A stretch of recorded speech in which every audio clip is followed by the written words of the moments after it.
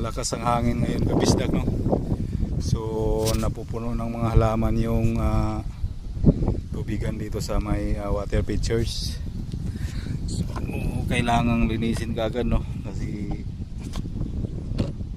pag hindi malinis to kumakalat yan, no? Dami mga kabisdak ko.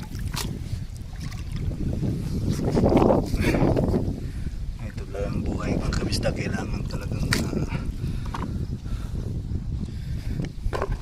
pagsipagan. Yan, ayan, kita mga kabisdak.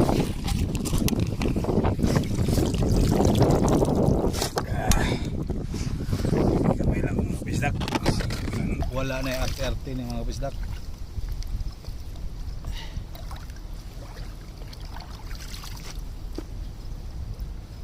Wala kasi kaming gamit ngayon ng mga kabisdak doon sa kabilang.